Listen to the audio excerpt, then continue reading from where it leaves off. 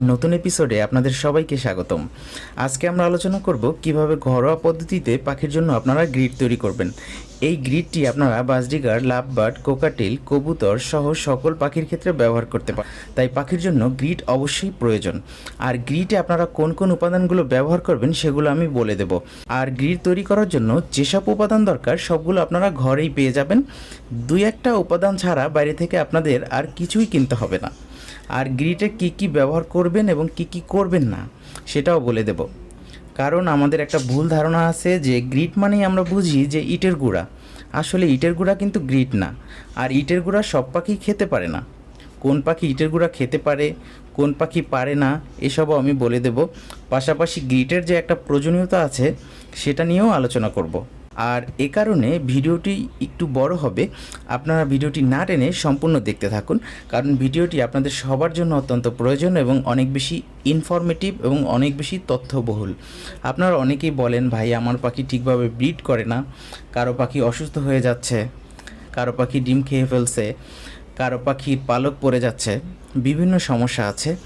Grid যদি আপনারা সঠিকভাবে হাতে বাসায় তৈরি করতে পারেন তাহলে আপনাদের এই সমস্যাগুলো অবশ্যই দূর হবে। আলোচনা শুরুর আগে সবার কাছে একটাই অনুরোধ, যারা এখনও আমার চ্যানেলটি সাবস্ক্রাইব করেননি অনুগ্রহ করে সাবস্ক্রাইব করে নিন এবং পাশে থাকা বেল আইকনটি প্রেস করে দিন। শুরুতেই আমি আপনাদের ভুল ধারণাটা ক্লিয়ার করব। ভুল ধারণাটা হচ্ছে গ্রিড মানেই হচ্ছে ইটের গুঁড়া, আর আপনারা সব পাখিকেই ইটের গুঁড়া খেতে দেন। এখানে কিন্তু একটা মারাত্মক ভুল আছে। সব পাখিকে আপনারা ইটের গুঁড়া খেতে দিতে পারবেন না। যেসব পাখি খাবারের চোচা ফেলে খাবার খায় সেসব পাখি কখনোই ইটের গুঁড়া খেতে পারবে না। এর সাথে যেসব পাখির ঠোঁট বাঁকা তারাও কখনো ইটের গুঁড়া খেয়ে হজম করতে পারবে না। তাহলে কোন পাখি ইটের গুঁড়া খেতে পারবে? যেসব পাখি খাবারের চোকলা ফেলে খাবার খায় না, অর্থাৎ খাবারটা আস্ত গিলে ফেলে এবং যাদের ঠোঁট অনেকটা সোজা, সেসব পাখি ইটের গুঁড়া খেতে পারবে, যেমন কবুতর, ঘুঘু, মুরগি। কিন্তু যেসব পাখির ঠোঁট বাঁকা এবং খাবারের চোচা বা চোকলা ফেলে খাবার খায় সেসব পাখি ইটের গুঁড়া খেতে পারবে না। তাহলে কোন কোন পাখি ইটের গুঁড়া খেতে পারবে না? Budgerigar, lovebird, cockatiel, finches. কারণ এসব পাখির ঠোঁট তুলনামূলকভাবে টিয়া পাখির মতো বাঁকা এবং এরা খাবারের চোকলা ফেলে খাবার খায়, সে কারণে এরা ইটের গুঁড়া খেতে পারবে না। অর্থাৎ এই জাতীয় পাখিগুলো ইটের গুঁড়া খেয়ে হজম করতে পারবে না, উল্টো তাদের হজমে সমস্যা হবে। আর যেসব পাখির ঠোঁট সোজা, যেমন কবুতর, ঘুঘু, মুরগি, এসব পাখি ইটের গুঁড়া খেতে পারবে এবং ইটের গুঁড়া খেয়ে হজম করতে পারবে। পাশাপাশি এরা খাবার খাওয়ার সময় খাবারের চোচা ফেলে খাবার খায় না। আশা করি ব্যাপারটা আপনাদের কাছে ক্লিয়ার। সুতরাং যারা বাজরিগার, লাভবার্ড, কোকাটেল, ফিন্স এসব পাখি পালন করেন তারা কখনোই গ্রিটে ইটের গুঁড়া ব্যবহার করবেন না। আর যদি ব্যবহার করেন খুবই সামান্য পরিমাণে ব্যবহার করতে হবে। এবার চলুন জেনে নেওয়া যাক ঘরোয়া পদ্ধতিতে গ্রিড তৈরি করার জন্য আপনাদের কোন কোন উপাদানগুলো প্রয়োজন হবে। আপনাদের যেসব উপাদান প্রয়োজন হবে সেগুলো হচ্ছে মিনারেল ব্লক, ক্যাটেল ফিশ বোন, ডিমের খোসা, সজনে পাতা, নিম পাতা, পেয়ারা পাতা, হলুদের গুঁড়া, কালো লবণ, সামান্য পরিমাণে ইটের গুঁড়া ইত্যাদি। আর এসব উপাদান আপনারা কিভাবে তৈরি করবেন সেটা আমি ভিডিও সহকারে দেখিয়ে দেব, কারণ এই সব উপাদানগুলো আপনারা আস্তা ব্যবহার করতে পারবেন না। এই সব উপাদানগুলো আগে আপনাদের তৈরি করতে হবে, তৈরি করার পর আপনারা একসাথে মিশিয়ে গ্রিডটা তৈরি করবেন।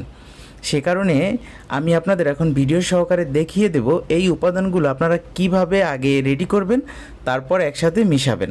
চলুন জেনে নেওয়া যাক কিভাবে এই উপাদানগুলো আপনারা তৈরি করবেন। শুরুতেই আপনারা ডিমের খোসা সংগ্রহ করবেন। আপনারা বাসা বাড়িতে ডিম খেয়ে থাকেন, ওই ডিমের খোসাগুলো ভালোভাবে পরিষ্কার করে রেখে দিবেন, অথবা বাজারে যারা ডিম বিক্রি করে, সেদ্ধ ডিম বিক্রি করে, তাদের কাছ থেকে আপনারা চাইলে অনেকগুলো ডিমের খোসা একসাথে এনে রাখতে পারেন। এই ডিমের খোসাগুলো পানিতে সেদ্ধ করে ভালো করে শুকিয়ে ব্যালেন্ড করে নেবেন। এরপরে আপনারা নিয়ে নেবেন হলুদের গুঁড়া। আপনারা বাসা বাড়িতে যে হলুদের গুঁড়া খেয়ে থাকেন ওই হলুদের গুঁড়াই নেবেন, তবে মনে রাখবেন কখনো মরিচের গুঁড়া কিন্তু নেবেন না, শুধুমাত্র হলুদের গুঁড়াটা নেবেন। এরপর আপনারা সজনে পাতা, নিম পাতা, পেয়ারা পাতা ইত্যাদি সংগ্রহ করবেন। এগুলো সংগ্রহ করার পরে এগুলো ভালোভাবে ধুয়ে রোদে শুকাবেন। ভালোভাবে শুকানোর পরে এগুলো ব্যালেন্ড করে নেবেন। এখানে আপনারা সজনে পাতা এবং পেয়ারা পাতা অনেক বেশি পরিমাণে ব্যবহার করতে পারবেন, তবে নিম পাতা ব্যবহার করবেন সজনে পাতা ও পেয়ারা পাতার অর্ধেক। নিম পাতা কিন্তু অত্যধিক পরিমাণে ব্যবহার করা যাবে না। এরপর আপনারা নিয়ে নেবেন কালো লবণ, এইচ ব্লক। মিনারেল ব্লকটা আপনারা যে কোনো পাখির দোকানে বা পাখির বাজারে পেয়ে যাবেন। তাছাড়া পশু পাখির ঔষধের দোকানেও আপনারা মিনারেল ব্লকটা পেতে পারেন। এই মিনারেল ব্লকটা আপনারা একইভাবে গুঁড়া করে ব্যবহার করবেন। এরপর আপনারা যে উপাদানটি ব্যবহার করবেন সেটা হচ্ছে ক্যাটেল ফিশ বোন। এই ক্যাটেল ফিশ বোনটাও আপনারা একইভাবে বাজার থেকে সংগ্রহ করে গুঁড়া করে নেবেন। ক্যাটেল ফিশ বোন ও মিনারেল ব্লক যদি আপনারা না পান, তাহলে আগে যেই উপাদানগুলোর কথা বলেছি ওই উপাদানগুলো দিয়েই আপনাদের গ্রিট হয়ে যাবে। তবে এই দুটো উপাদান দিলে গ্রিটটা আরও ভালো হবে। আর আপনারা যদি কবুতরের জন্য গ্রিটটা তৈরি করে থাকেন, সেখানে কিন্তু আপনারা অধিক পরিমাণে ইটের গুঁড়া মেশাতে পারবেন। কিন্তু আপনারা যদি পাখির জন্য গ্রিটটা তৈরি করে থাকেন, সেখানে কিন্তু আপনারা ইটের গুঁড়া মেশাবেন না, আর মেশালেও খুবই অল্প পরিমাণে মেশাতে হবে। আর গ্রিট কিন্তু পাখির জন্য খুবই প্রয়োজন। আর আমি যেই গ্রিটের কথা বলেছি, এই গ্রিটটা যদি আপনি তৈরি করেন, তাহলে আপনাকে কিন্তু আর মিনারেল ব্লক দিতে হবে না, ক্যাটেল ফিশ বোন দিতে হবে না, ভিটামিন দিতে হবে না। কারণ আমি যেই উপাদানগুলো বলেছি এই উপাদানগুলোর মধ্যে ক্যালসিয়াম, মিনারেলস ও ভিটামিন রয়েছে। ক্যালসিয়ামের উপাদান হিসেবে রয়েছে ডিমের খোসা, ক্যাটেল ফিশ বোন ও মিনারেল ব্লক। এর মধ্যে আরও রয়েছে সজনে পাতা, পেয়ারা পাতা, যার পুষ্টিগুণ অনেক বেশি। এগুলো আপনার পাখিকে সুস্থ রাখতে সাহায্য করবে। তাই আপনারা চেষ্টা করবেন এই উন্নত মানের গ্রিটটা তৈরি করে পাখিকে খাওয়ানোর জন্য। তাহলে আপনার পাখির কোনো প্রকারের পেটে সমস্যা হবে না বা কৃমির সমস্যা হবে না। এই যে আপনি নিম পাতাটা ব্যবহার করলেন, এই নিম পাতাটাই হবে কি আপনার পাখিতে আর কৃমি হবে না। আপনার পাখিতে যদি আগে কৃমি হয়ে থাকে, সেক্ষেত্রে কিন্তু নিম পাতায় আপনার পাখির কৃমি সারবে না, পাখিকে কৃমি কোর্স করাতে হবে। কিন্তু আপনার পাখি যদি কৃমি না হয়, সেক্ষেত্রে আপনি যদি এই নিম পাতাটা ব্যবহার করেন গ্রিটের মধ্যে, তাহলে কিন্তু আপনার পাখির কৃমিও হবে না। বুঝতেই পারতেছেন গ্রিটটা আপনাদের জন্য কত গুরুত্বপূর্ণ। তাই আপনারা সবাই যারা পাখি পালন করেন, আপনারা সবাই গ্রিটটা তৈরি করবেন এবং ব্যবহার করবেন। তাহলে আমি আশা করি আপনারা সবাই ভালো একটা ফল পাবেন।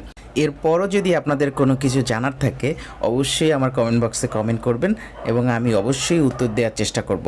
এরপর আপনারা কোন বিষয়ে ভিডিও চান সে বিষয় নিয়েও জানাতে পারেন। আর আমি আপনাদের সবার কমেন্টের উত্তর দিতে পারি না, কারণ সবার কমেন্ট আসলে আমার চোখে পড়ে না।